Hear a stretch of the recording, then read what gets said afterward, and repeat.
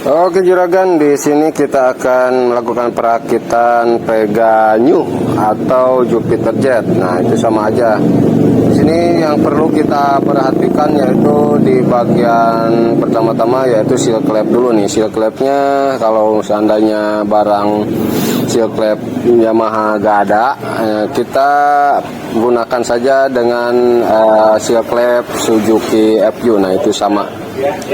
Daripada kita menggunakan seal clamp yang lokal, nanti tidak awet kalau menggunakan lokal. Jadi gunakan saja seal clamp punyanya Suzuki FU.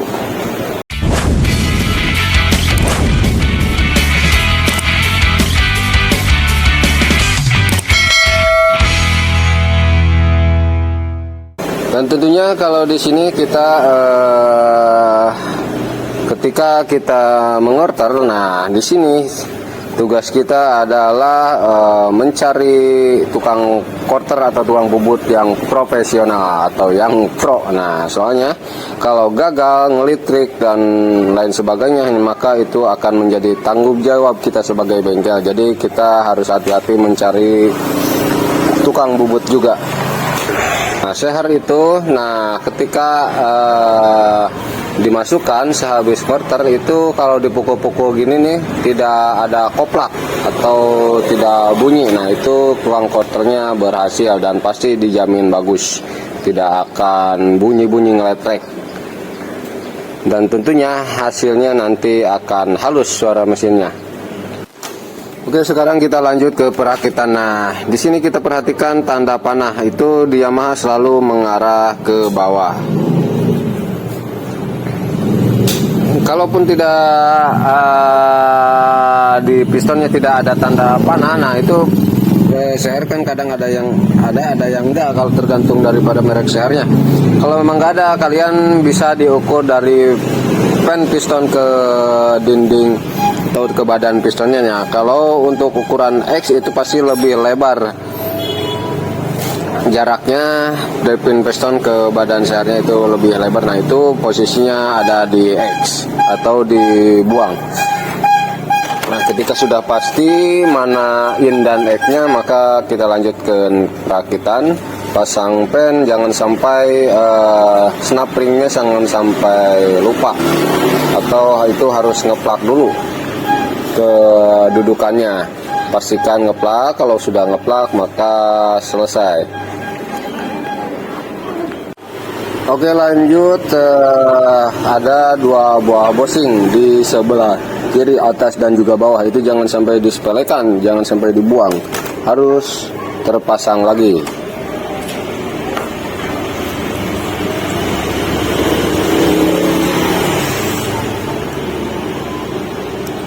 Packing block terpasang dan lanjutkan masukkan sehernya dengan cara perlahan-lahan, jangan sampai dipaksa, nanti juga masuk dengan sendirinya. Sampai ditekan, sambil digoyang-goyang, nanti pistonnya akan masuk dengan sendirinya.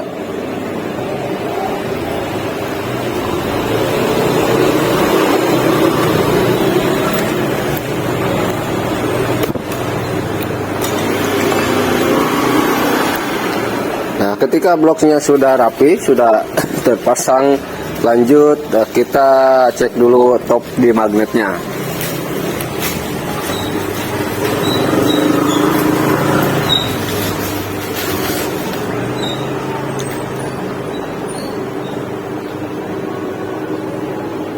Nah, di lubang yang kecil itu terdapat tanda H dan juga garis atau I. Nah, di situ top magnet daripada Yamaha ini selalu ada di setelah H, dan di situ ada I. Berarti top kompresinya di I atau di setelah H.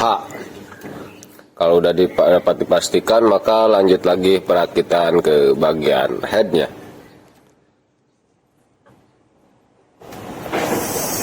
Lidah tensioner bagian bawah jangan sampai terlupakan. Dan jangan lupa ada dua buah bosing blok di situ, kiri atas dan juga bawah, itu jangan sampai terlupakan. Kalau sampai lupa maka tingkat keawekannya akan berkurang, maka akan terjadi akan cepat terjadi kebocoran di bagian kompresi. Jadi bawaannya jangan sampai dihilang-hilangkan. Kalaupun hilang, kita harus tambahin lagi. Ikutin saja standarnya. Nah, ketika mau merakit head, nah di situ pastikan dulu camnya dalam keadaan bebas atau bergerak. Itu tandanya cam pun sudah ada di top kompresi. Sudah tepat, tinggal lakukan penguncian dengan baut headnya. Nah, di situ ada 4 buah ring dan nggak boleh terbalik. Kalau misalnya motornya bekas bongkaran, dah pasti ada bekas bongkarannya. Ringnya ada bekas mur, jadi jangan dibalik. Bekas mur di bekas mur lagi, menghadapnya ke depan, jangan sampai dibalik. Kalau seandainya ringnya dibalik, tidak pada posisi sebelumnya, maka akan terjadi kebocoran oli. Jadi perlu diperhatikan juga dengan ring-ringnya.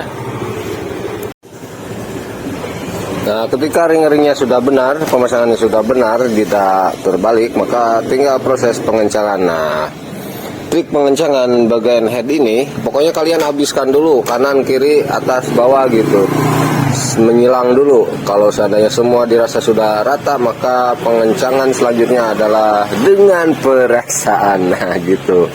Tuh rasain aja, pokoknya kalau seandainya udah mentok, si mur itu sudah mentok, maka terasa ngebalik saat diputar murnya, terasa ngebalik. Nah, itu berarti udah ngepres, udah habis. Nah, ketika baut-baut sudah selesai, maka tinggal lanjutkan ke pemasangan gigi sintrik. Nah, di situ gigi sintrik pun ada topnya. Topnya mengarah lurus ke depan ke head. Nah, di head juga ada tanda titiknya, atau yang agak runcing di bagian tengahnya itu top buat sintrik. Jadi mesti lurus.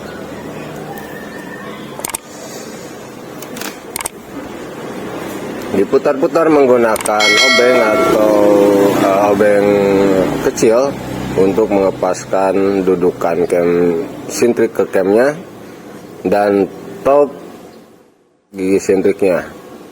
Kalau kamrat atau ketengnya baru, pasti pas antara belakang magnet dan juga sintrik depannya.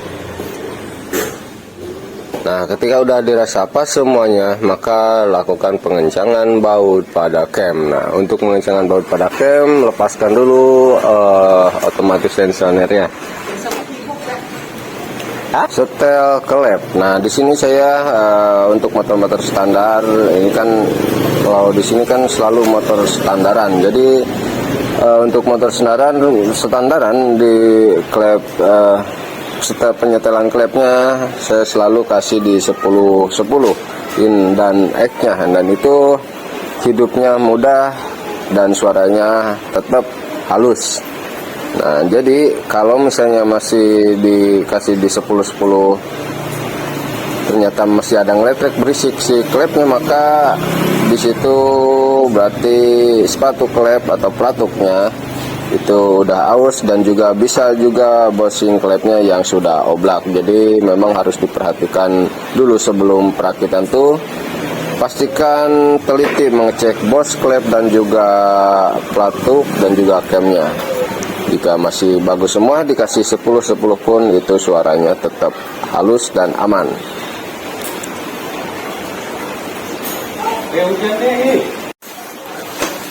Selanjutnya ada 2 buah baut kuncian blok samping kiri. Ada 2 buah baut samping blok sebelah kiri atas dan juga bawah. Nah, itu jangan sampai terlupakan ataupun doa. Jadi intinya yang 2 buah baut itu harus juga kencang. Kalau tidak terpasang ataupun do, maka tingkat keawetannya akan menurun, kompresi akan bocor, dan oli pun akan bocor dari bagian head tersebut.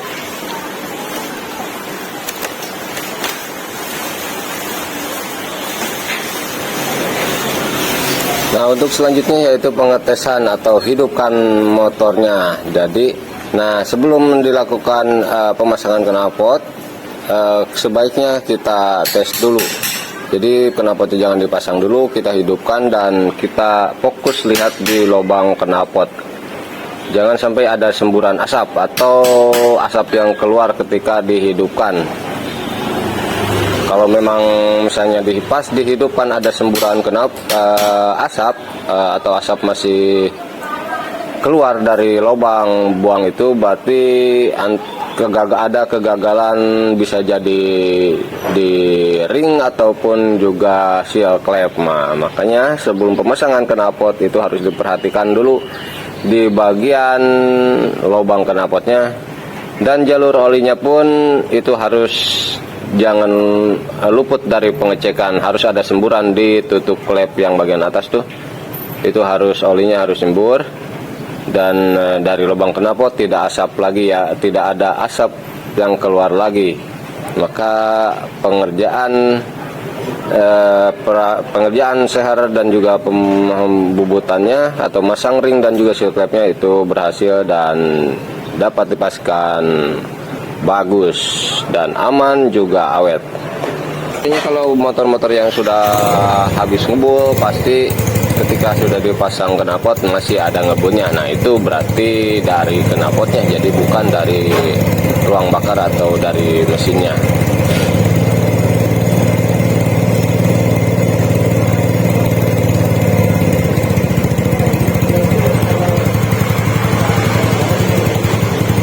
Nah, oke ya, untuk pengerjaan Pega New ini cukup sekian dulu, dan mohon maaf untuk video kali ini ada kendala di audio, jadi mohon maaf jika antara video dan suara tidak nyambung.